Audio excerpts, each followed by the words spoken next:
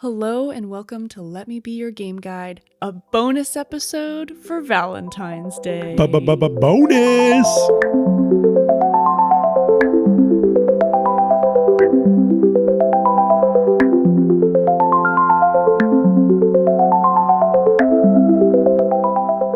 It's Rylan and I. Yep. We're here. Sean, we miss you. We're mourning Sean. Especially on Valentine's Day. Yeah. You were our Valentine. It's true, he was. So sad. And we were actually all of each other's Valentines. Yeah. That was our secret objective for this bonus episode. Yeah. Do you want to tell the listeners a little bit about what this bonus episode Yeah, so is? happy Valentine's Day, everybody.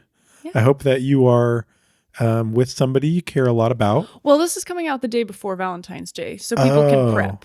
Well, I hope you're still with somebody that you care a lot about Yeah. any day, not just Valentine's Day. Yeah. But tomorrow. Yeah. Well, okay. Well, do you want it to come out on Valentine's Day? No. I was gonna. Never mind. I was gonna give a shout out to somebody who I think is special, but it's just awkward because their name is Emma too. So I feel like I'm just not gonna do that. You should, but we'll just be very. She's been on the podcast. That's true. Episode 4. Yeah. Okay. Well, Go ahead. Emma. Who, Not me. Not you. Not me. Emma, I love you. Happy Valentine's Day. It is weird. Cheesy. She's not even going to listen to this on Valentine's Day. Oh, dang it. I mean, she'll listen to this, but probably not on Valentine's Day. Well, so. I'd also like to say, Weird. Emma, I love you. She's no. my Valentine. Oh my God. Sorry. Just kidding. Yeah, I also would wish Hayden a happy Valentine's Day, but he doesn't listen to the podcast. Maybe by the time this releases, he will. I doubt it. He's really Yeah. not a video game guy, which is I get fine. Like, I'm totally okay with it. I did try and get him to play. Oh, again, this is a Valentine's Day episode. Oh my gosh, we didn't explain it. We decided that it would be fun if we played some co-op games with each other. Yes. And did a quick episode about it and talked about it in case maybe you and your partner are super into video games and you're looking for something fun to do on Valentine's Day that isn't leaving the house and going to a restaurant that's stuffed full of, like, I don't know, people. Stuffed full sounds bad. I don't like. I mean, at a restaurant, you're probably getting your money's worth if you're stuffed full. I meant like the restaurant is stuffed full of people. Oh. There's just a lot of people out Sounds and about. stuffy. Yeah. So it's true. Yeah. So if you'd rather just like sit at home and play a game together, we've got some recommendations. Yeah, some good choices. Yep. So Rylan and I played a game together. Sean and I played a game together. And Sean and I played a game together as well. Yeah. And we were going to talk about those and then maybe just rattle off a few other random ones that we'd played with other people. Just chat about some co-op stuff. Yeah. So did you want to start or do you want me to start? You can start. Okay. Well, Sean and I played Knights and Bikes. Oh, yeah. And so Knights and Bikes, it's a co-op game. You can play this, it's local co-op or it's online co-op. So you can do this, I think. Never mind. You know what it means. This is so unhinged already. Oh, Lord. You are playing as two young girls, and basically it starts out so one of the girls is psycho crazy. She's like this little girl. She has this crazy red curly hair, and she's just unhinged. She's just like, I don't know how to describe it, but she has like these crazy facial expressions, and she's very hyper, like, think like hyper ADD, like 7-year-old. And then I know exactly what you're talking about. There's like the other character. She's like this like emo, maybe a little bit older than this other character. I should get their names. Hold on. Nessa she's like kind of this emo, like cool girl. She's got a, I don't know. She looks a little bit older than Demelza, I think is how it's pronounced. But here, this is what Demelza looks like. We'll post All right. pictures. We'll post pictures on our Instagram, so you can And go look. Demelza, she's the wild one. She's the I wild can see that one. on her face. She's got like crazy eyes. And the then, biggest crazy eyes. Yeah, and this is Nessa. You can't see her Okay, as much. a little bit slyer. Yeah. So I like the art style in this game. Yes, it's very cute. It's kind of like a 2D art style, but not. But they put these textures on everything. Yeah. It's very interesting. And you play as each character, and we didn't get super far, but basically the intro of the game, you're playing together. Nessa's obviously run away from home because she comes onto the island where Demelza, is that what I said it was? Mm-hmm.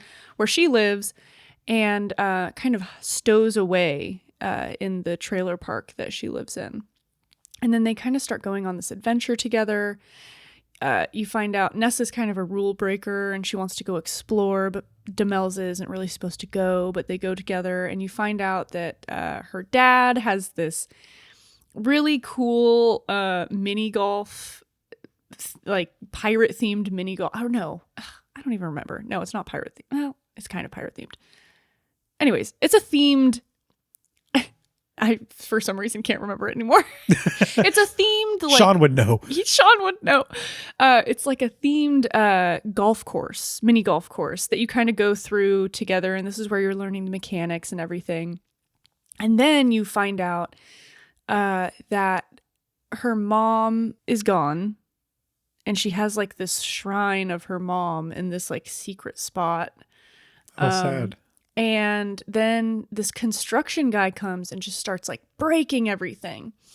And as they do. Yeah. And she's like, oh my gosh, she's like breaking everything. And then you use your like power. So you can like, Demelza can jump in puddles and like splash stuff.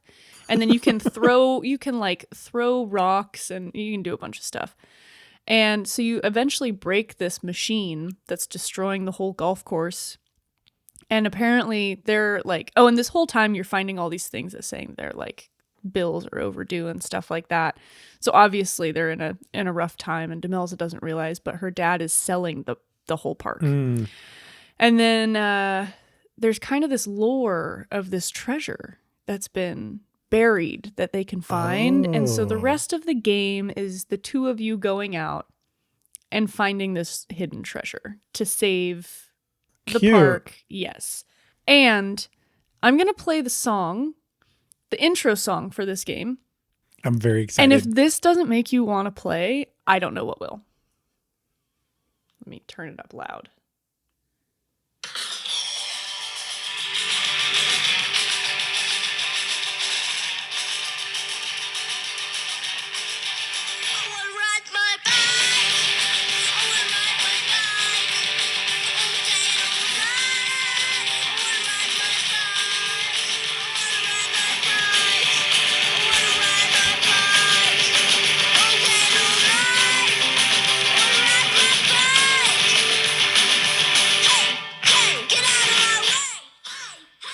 Wow.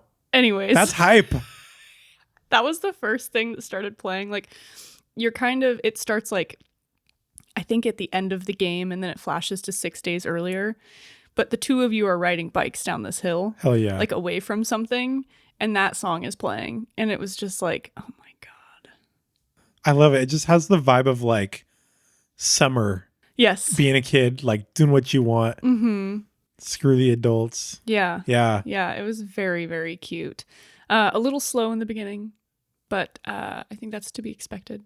And so what was like the gameplay like? Was it like you're controlling these characters? Like, do you have like kind of puzzles to solve? Is it like kind of point and click? Yeah. Like, So it was a little bit puzzly, but so each person had their own kind of type of combat, quote unquote. So Did you play as Nessa? I was playing as Nessa. Nessa has a frisbee, so you can like throw a frisbee at things. That's useful. And then Demelza can jump and like stomp on the ground. So through the golf course, there are all these like, I don't know they're like little targets that pop up that you have to like hit in certain ways to progress. So it was a little puzzly. It was definitely a lot of like working together, because sometimes I would hit a target and then it would fall on the ground. Mhm. So Sean would have to run over and stomp on it in time before it got back, like lifted back up.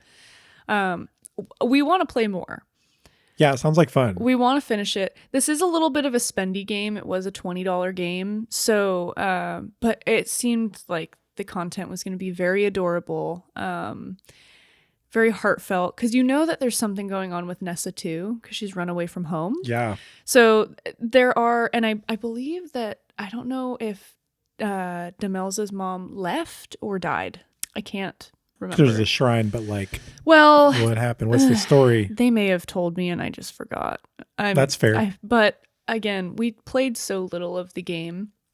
We kind of tried to play like an hour-ish. Yeah. I think that's about how long you and I played as well. No, maybe we played a couple hours. Yeah, I think about 2. Yeah. So, yeah, that's Knights and Bikes. Cool. It was a great time. And this is a game that you can't play single player, I'm guessing. It supports single player and 2-player modes. It's best when played with someone else, though. Yeah, I bet. So I think you have an AI companion if you're playing by yourself. Yeah, that's a cool one. Maybe I know, because I think I told you this, like I vaguely had a remembrance in my head of what the song was from the game trailer. Yeah. I think it was something that me and my partner had looked at years ago. Mm-hmm. It's really cute. Yeah, it does. That's the perfect way to explain it. It was just cute. Yeah. Yeah, you could tell it was going to be nostalgic. It was going to be, their imaginations were going to get the best of them. Mm-hmm. They were about to venture into the woods, into the, have some stories to tell for the rest of their lives. Yeah, and so I think there was like treasure. It was kind of like a pirate. It's the Goonies. A little bit, yeah. It's very Yeah. Goonie. Yeah. Yeah. I mean, they got to get the treasure and save the property from being sold. Yeah. Yep. Yeah. Cool. Yeah. What did you and Sean play? We played the Lord of the Rings Return to Moria. I am so excited to hear about this. Oh, yeah. Yeah. So this is a like exploration survival game that takes place in Middle Earth.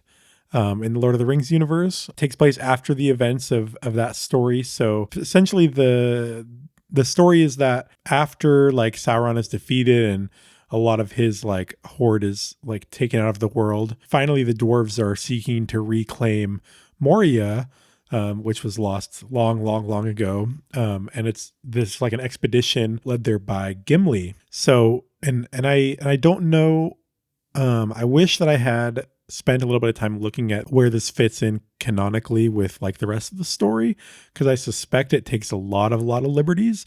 But sometimes with these things, they aren't like explicitly talked about in the books or the lore, but there is like openings for it to be. Interesting. So I think this game kind of falls in that realm where it's like it's not necessarily not canon, but it's not official, or it doesn't contradict canon, but it's not official.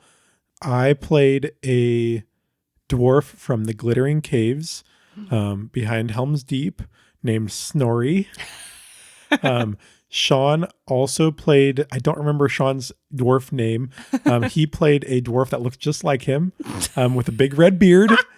Was he bald too? I think so. I think he told me that his character had tattoos on his head. Yeah. He had, so like, tribal so tattoos that on was his something head. that was really fun about this game was like often in games where you have a lot of like character customization, I don't really care that much. I'm like, sure, I'll take the green shirt because I like green. Yeah. But this game was fun because, I mean, you have to be a dwarf. Mm-hmm. Your gender is not explicit. Everybody has a beard. I was going to ask if the females, because I know traditionally female dwarves usually have beards. Yeah. I think. Yeah. Yeah. So I think you could play a beard or you could play a dwarf that just had like sideburns, I think. Oh, nice. But even in like the opening cutscene, there's like a foreman woman at the like dig site who's, I don't know, she has like her voice sounds feminine, but she like has a beard. I love it. And so it's just great. And you can, so you have all these beard options.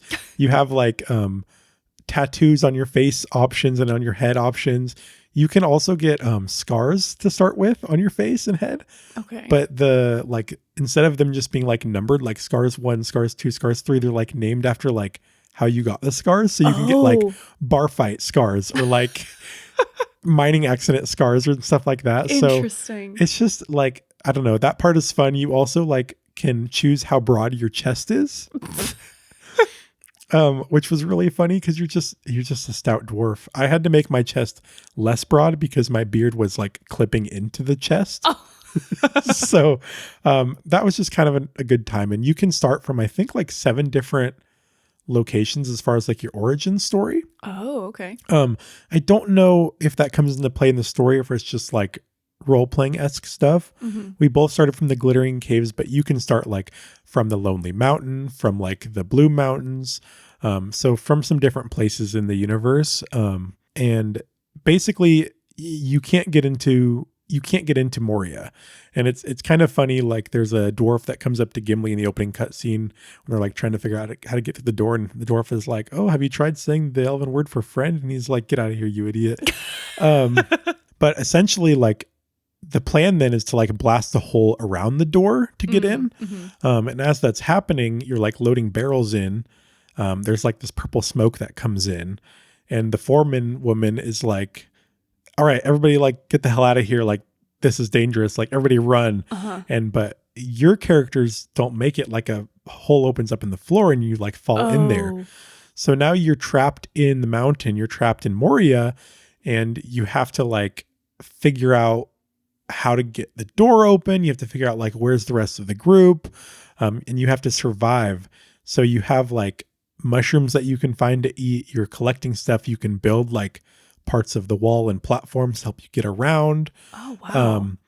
There's kind of a lot to it. And you find like old forges so that you can like craft things out of metal. And so it's kind of like, I mean, I think this is common of a lot of survival games, which isn't really my genre, but it does remind me of like Minecraft a little bit, where you're like collecting resources to build items that you can use to collect like a higher tier of resources to build a better version of that item kind of thing. So like you start out with like collecting like iron. Mm-hmm. And then by the end of it, we had just like unlocked where you want to collect steel. There's like a meta story too, where there's like goblins and orcs in the mountain, in the cave that will come attack you. They kind of have their own little subplot too. So there's stuff going on, and there's a lot of like little lore things to find. Like you find books of like dwarves that have been here, or like signs like from the Fellowship went through Moria. Oh, that's so cool. Yeah. And I wish I had actually spent a little bit more time reading like the lore of like the story that you're doing. There's this crow that gives you quests, and we didn't really spend a lot of time looking at that, or like there's kind of like a compendium of like of that like fills in with like things you find in like about the dwarves that lived here before and different things, which I ordinarily think I would have found interesting. I didn't really look at it because we were playing together, and I didn't want to be like, hold on, let me read these 4 paragraphs really fast. Yeah. You're like, pause. Yeah, because on that day we both only had a couple hours to play. Oh yeah. But it was pretty fun to like run around with Sean in the mines and like just like fight wolves and be like, oh my gosh, come check this out. There's also like when you find like a iron vein or something, and you literally mine. These dwarves are so buff. They have a pickaxe. They mine through the wall with like one hand. Oh my God. It's ridiculous. It looks so funny. But when you're mining like resources, sometimes you get like a prompt to like start singing, and you can join the other person's song too. Oh my gosh. So then you're like singing Like mining shanties together. Oh my gosh, that's so much fun. And it was really funny because I don't know how many songs are in the game, but every time I mined, and I don't know if it was based on like my origin where I started, or like the voice that I chose or what, but every time that I was singing, it was like basically the same structure of song, but I was talking smack to a different creature. So like the first time my character was like, while he was mining, he was like, if a spider should cross my path, a bad day he will have, or something. And then like talking about how he'll squish the spider. And then like the next time it was like, if a wolf will cross my path, it's going to have a bad day. And then like an orc, and then a troll, and then a dragon. So that was just kind of fun. That is fun. So it was kind of like a little bit of a silly game, but also had like the survival elements. Cool. It had a lot of fun stuff. Like it had food that was either breakfast, lunch, or dinner. And if you ate it at the right time of day, you'd get like an additional buff from it. Oh, So like you okay. could get eggs and make omelets, and if that gives you a buff if you eat it in the morning. Interesting. Um, And is this purely a 2-player game? I It sounds think like you maybe you can- could play more. I think you can play at least 4 Oh, okay. players, but yeah, it was pretty fun. And I feel like if you had more players, you would need more resources to like build your like armor and everything. Yeah. But you'd also have more people like collecting them, so it'd probably balance out okay. We did kind of have like a really fun like end when we were almost done playing, because well, you kind of have your like a hub that you get early on that kind of has like a space for you to stockpile resources and like some like kind of crafting tables that like forge iron bars, and then you can make weapons and stuff. Me and Sean had iron swords that we made, and Nice. Sean was always the one making things, so he would like make some armor and then give it to me, which was so nice of him. The armor, you guys, is necessary. See, this is just an example of how you and your partner can just like build your relationship. Yeah, and it was kind of fun because that's like a pun, I know. I see what you're doing, I but didn't do it on purpose, actually. but like legitimately, like Sean, my Valentine for this game, he was providing for me, and that was so sweet. Yeah. And also we kind of like broke up the roles. Like, oh, here, let me give you this stuff because you hold on to that stuff. Yeah. And or like, oh, you lead the way, like, oh, you found this, like, take me there, you know? So that was fun. And then to like, even when we weren't next to each other, like maybe I'm like exploring this area, he's exploring that area, over the voice chat, like he'd be like, oh my gosh, there's so many wolves. And I'd be like, I'm coming, I got you. So like, from this like central hub, you start getting like further and further away, and it starts to become honestly like a little bit of a pain in the ass to be like, oh, we're exploring way out here, but like our inventory, you have so few like spaces for things. Yeah. So we kept running back to like put shit away and like heal up. But then when you're running back and forth, you have to like fight things sometimes. So it was tough. We eventually got to this really cool area where there was like, I think it was like kind of open air because there were all these trees and stuff in the mountain. It was kind of weird. Interesting. And I guess it was like where elves used to reside because the elves in that area were friends with the dwarves. But there was a great forge that we had to rebuild, which was kind of fun. And it had pieces of it scattered throughout the area. And there were also all these orcs and things around too that we kept having to fight. It wasn't too bad. Oh, I was just going to ask, once you built that, did it make it so you didn't have to go back to your original home base? Well, I'll tell you what happens when we built it. No, because this is like the culmination of our dwarf story here. Is we're fighting all these guys in the area because we have to get the pieces we need for this forge, and we're putting the forge back together. Finally, when we do, Sean's sword is like almost broken, but we're like, when we fix this forge, we'll just make you a new sword. We have the resources with us, no problem. Yeah. And then, or we'll run home or whatever. Spoiler alert, when you finish building this forge, a horde comes for you. And there's like a thing on the screen that's like a horde is coming. Oh God. And we're like, oh no. And so Sean's sword is like practically busted and mine is like about halfway good. Oh no. So Sean's sword may have broken before that, actually, now that I think about it, because I remember because I was struggling so much because you have to carry this piece of pipe up this like stairwell. Oh God. But the stairs are busted. So you have to like craft like, you have to like put like more stairs basically. I never got the hang of like building shit in this game. Sean was the builder. No, I don't think either of us really did it much.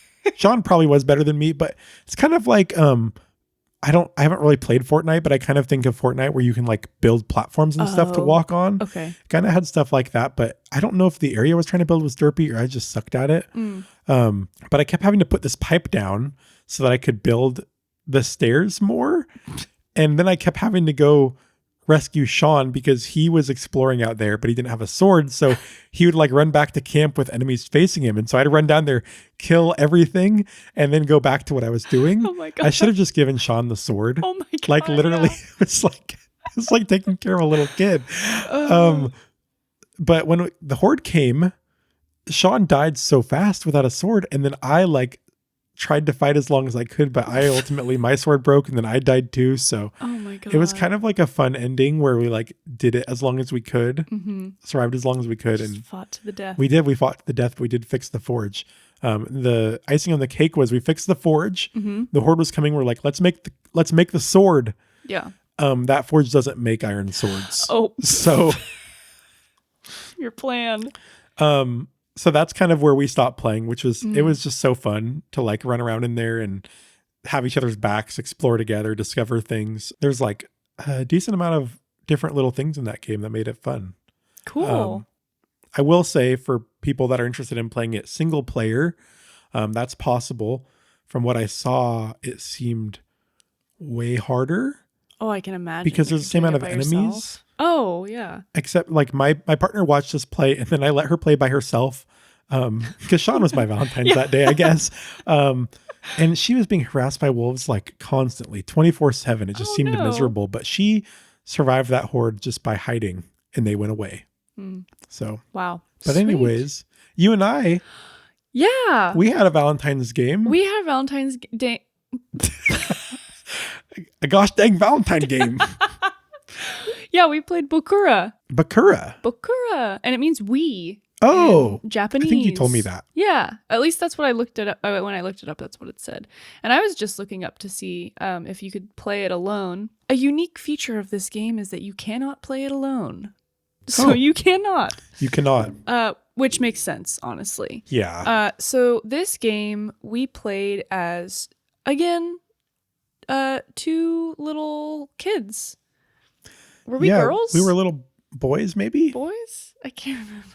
We were little people. Little people. We were two little people that were just tired of this world. And like my parents just didn't give a shit about me and were poor. And your parents didn't give a shit about you and were rich. Something like that. Yeah. Yeah, I don't know. We had hated- opposite situations, but the same attitude about it. Yeah, and we just hated that statue on the hill. Yeah. Who makes a statue of themselves? It was the mayor. Yeah, the mayor made a statue of themselves. And so you venture into the forest together because you're going to go Yeah. We vandalize or like blow it up. we had the plan to, destroy the statue or something. Yeah. And so we stumbled across this very gross deer body. It was like a dead deer that was. Oh, yeah. And then we started to feel weird. And then all of a sudden we were seeing different things. And this is the fun thing about this game. Yeah. So, and I couldn't see what the world looked like from Rylan's point of view, and Rylan couldn't see what the world looked like from my point of It's view. kind of like real life if you think about it. That's true. Yeah. But what was your point of view? What did your guy? So in my perspective, all of the humans were like little animals. Like I was a little bird guy, I think, and you were like a bear. I was a bear. Yeah, very cute. And yeah, my whole like vision was very cutesy Mhm. and Animal Crossing-esque. Yes, and mine was machines. Like everyone was like a little like robot machine. And then from our different perspectives, there were these little flying things. So I think from my perspective, there are these two like mechanical, I don't know, kind of bug looking things that would follow Rylan's character around. And you had UFOs that were following you. Yeah, and so what you find out as you play this game is that not only does like the world appear differently, but the structure of the world is different. Mhm. So we would get to points, and for a while in this game, our characters didn't realize that we were seeing things differently. Yeah. It wasn't really addressed, but I think it was like, oh, we'll just keep going. Things look weird, but we're just going to keep going. It'll be fine. And I think like the first part is like you just like walked through some water or something. Yeah. And I was like, whoa. Yeah, and I didn't realize that I was going somewhere you couldn't go. And then I think I had to move something to make it so you could climb up. But basically, when I was running across water, the little saucers were basically creating the ground for me. So these things that fly around the character you're not playing, those little things like basically make the structure of what you can't see. So like when Rylan's character was climbing in the air because I couldn't see what from his point of view, the little machines were making what he was climbing on. So it looked like he was just climbing on the machines. But yeah, very interesting puzzle solving, there was actually the fall damage. You cannot fall in this game. Like 5 feet max. Yeah. You will die. Like, actually. It's so I mean, we're just little kids. Yeah, but I think so many times I'm so used to games having, like... Generous. Yeah, you can jump from... And there would be a spot where I didn't even think I jumped that far. Biffed it. Oh, you'd hit the ground and then just the screen would start fading. I'm like, no, I'm so sorry. We're in the middle of a puzzle, like almost solving it, and then I just jump off the side. Goodbye. I think this was my favorite of the 2 games. Knights and Bikes, I think maybe would be more fun if I played more, but this one was so charming and just I was drawn to it immediately when we started playing it. And it's cheap. Yeah, it's like $5.50. Yeah. It's $5.50. Oh, I didn't mention Return to Moria is $25. Oh, nice. That's not too bad. No, it's for not what too it bad. sounds like the content was. Honestly, the way you explained it, it sounded like it might have been a $60 game. Yeah, it kind of felt like that almost. It felt, I don't know if it's finished or they're just improving it more, or just these survival games are just always a little derpy, but that's just interesting. Felt a little bit like uneasy with the mechanics a little bit. Well, with Bokura, the graphics are very pixelated. It's a side scroller.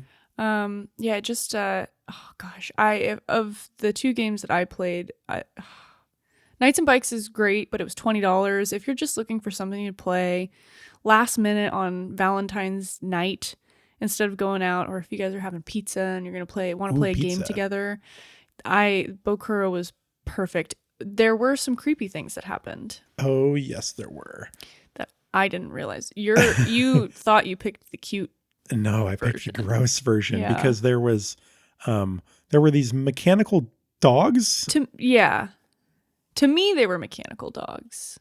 To me, they were not. They were just like dogs. But, oh gosh. I don't know. Maybe we shouldn't. Maybe it's a spoiler. We'll let the listeners figure out. Oh my gosh. Prepare for a little bit of horror. Yeah, I guess. I wasn't scarred at all. But... It was like The Thing. Oh, yeah. A little bit. Yeah. So, you did send me a picture. I did. Yeah. Interesting. So that was one thing that was really fun about this game to like play with a partner, I feel, because you had to do a lot of communicating about how to, like, what order to do the puzzles. Like, it kind of walks you through like the basic puzzle solving elements at the beginning of the game. But then when you have different perspectives, it really starts to take off where you need to be able to communicate and say like, I can't go here. I need you to bring me this from over there. You need to communicate your needs. Yeah. And there were surprises like those. The dogs were a big surprise because some of these game elements work differently for one character than for another. So you kind of need to navigate that as well. Yeah, like the dog would attack you, but not me. Yeah. Didn't care about you. You killed it. A little bit. Yeah. I don't know. But then it would come back to life. And there was that. Oh, yeah. And then you meet a couple. Oh my gosh. I forgot about that. Oh, is that not what you were talking about? No, I wasn't. I was thinking about the dog that you find that's dead. Oh, yeah. That's where we ended. Yeah. I fixed it. Yep. You tied sewed its body back to... it was gross. Yeah. It was so gross. Yeah. Yeah. But yeah, there's also like a weird couple, and you have to make a decision. You have to like, was a decision that we made. Yeah. It told us that you couldn't talk. And so I was talking to the dad and you were talking with the mom. And we weren't supposed to like tell each other what they were saying. Yeah. We were just supposed to make a decision. Yeah. It was very interesting. And I accidentally bullied the decision because I didn't realize how the decision making worked. Yeah. And we picked the wrong one, I'll tell you. We did. I didn't know what, I won't spoil it, but I didn't know that aspect. Yeah. So I'm sorry. I would have chosen the other direction. I mean, but who knows? Maybe, I don't know. Maybe not. I don't know. I don't know. But anyways, those are the games we played. Yeah. Oh, sorry. Oh, no. Sorry to cut you off. I wanted to say too with Bokura, like, it was just a very like chill experience, but it was like very charming, but it also was like more funny than I thought with some of those elements, like the death and just God, the falling was hilarious. Yeah. There was like neat little discoveries there. We also kind of just naturally ended up reading our characters' words aloud. Oh yeah, we did. Which I thought was really fun. Like we didn't talk about that. We just started doing it. No. So felt like I was in the theater. Yeah. But the theater. We were theater kids for a hot second. But yeah, I mean, that's definitely, I think I agree. Like of the two games, they're very, of the two games that I talked about, like those are very different games. So they definitely have like different things, but I feel like for like a couples game, like Bokura all the way. Yeah. Yeah, it was a great game. And, before we end this episode, I know that, the three of us were each other's Valentines, but you actually played a game with your true Valentine. Yeah. So me and Emma, we played. Not me. What is it called? We Were Here? We Were Here, yeah. We played. But you played not the free version. Yes, there is a free version. There is a free version. So at your recommendation, Emma, you had mentioned We Were Here, which does have a free version, but the free version doesn't run on the Steam Deck, which is what we need to do for my partner and I to play this game successfully. There's a few other versions. We played We Were Here Forever, I think it is. And this is a game where we are trying to escape like this like magic castle, medieval castle thing. The theme changes a little bit as we go. Interesting. But this is like a first person adventure game where you and your partner sometimes are together and sometimes are apart solving different parts of the puzzle. But kind of the like really unique thing about this game is the communication happens through these walkie-talkies. So fun. It really is. I mean, you're doing things like, oh, I need you to pull this lever so I can get through this door, and I need to we need to both push this thing at the same time. But really, I feel like where the game is shining is when you have to use that walkie-talkie, because what the game likes to do a lot is separate you and give each of you like a part of the solution to the puzzle. Oh, interesting.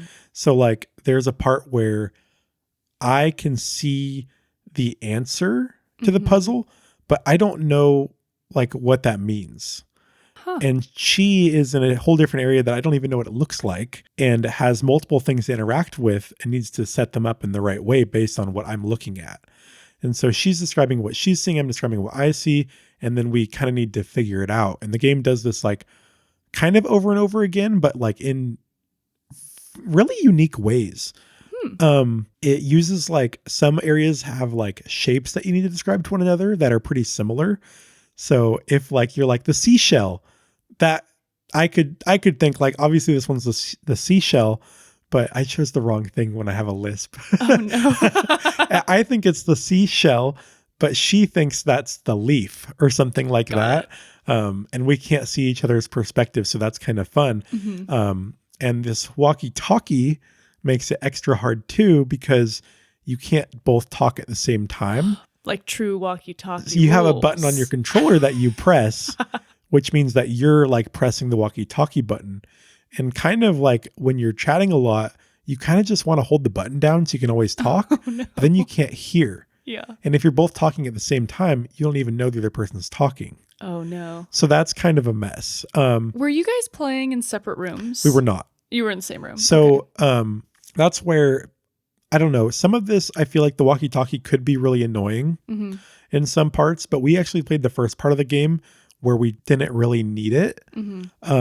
I did like to use the walkie-talkie for flirting, just because I thought that was really fun. But a lot of the times we could just hear each other anyways, even though I was trying to put my headphones on.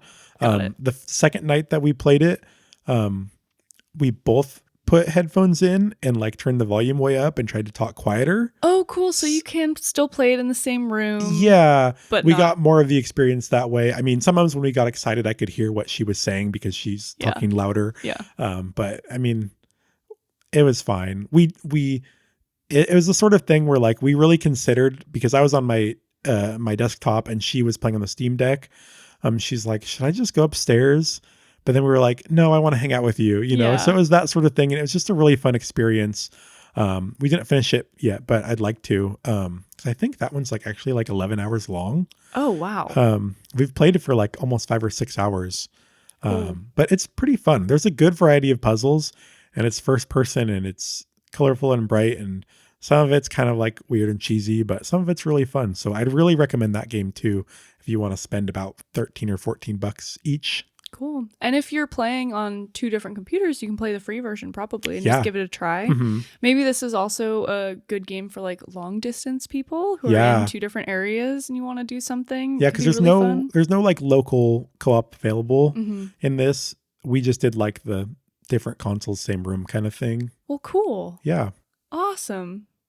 Well, I just think that I hope that everyone has a good Valentine's Day. Yeah. And if you play these games with your partner and you have a good time, send us an email. letmebeyourgg@gmail.com. Let us know how your Valentine's Day was. Give us some more co-op recommendations. Yeah, we would love to do like more co-op games because we had a ton of fun, like the 3 of us. Oh, yeah. It was so much fun just to like pick co-op games to play together, especially because it kind of changes the way that we've been playing games because everything else we play by ourselves. And so it was just a fun little experience. Yeah. And now I have 3 Valentines. Aw, Yeah. me too. Even though Sean's not here. I know. We're staring at Sean's empty chair. It's true. We're so sad. But don't worry. He will be back. We're technically... Sorry, that was a really weird noise. How did you make that noise? Let's see. I don't know. I don't know how I made that noise. Anyways, we we recorded Animal Well today. So you'll be missing Sean for a few weeks, but he'll be back. When does this come out? We have a calendar now that we can check. Well, this comes out on the 13th. This comes out next Thursday. Yeah, but does Animal Well? Animal Well comes out the Tuesday after. Oh, okay. Yeah. So yeah.